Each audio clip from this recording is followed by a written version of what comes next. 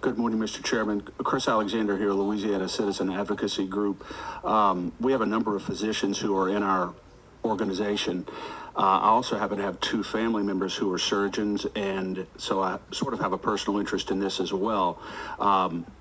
We very much support the legislation. I had a chance to talk to Senator McMath this morning about one provision in the legislation that's of concern, where he talks about where a contract, within the initial term, 3-year, 5-year term, if a contract terminates before the term is up, the employer can subject the doctor to a non-compete for another 2 years, for a maximum of 2 years. But what happens if a contract terminates 6 months before the 3 or 5 year term? Does the employer get to hold the doctor for 2 more years? In other words, another 18 months from the conclusion of the contract is the question.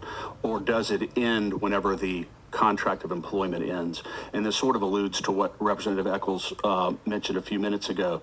But that is a concern, as Senator McMath said, that he would address it. We just want to make sure that a doctor is not being held for 18 months or 2 years beyond the termination of a contract if the contract terminates before the term is up. That's our concern, and hopefully that will be addressed.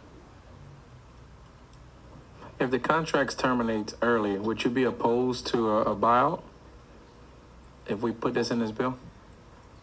I think Texas does it. I mean, they pretty much, if a physician would like to go work for another hospital, for instance, that there's an opportunity for that other hospital to buy out the contract?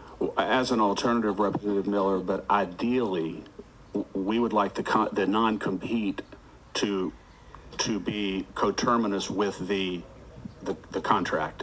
If in fact it ends 6 months before it's supposed to, like a 3-year term, but for some reason the contract terminates 6 months beforehand, I guess a buyout would be a possibility.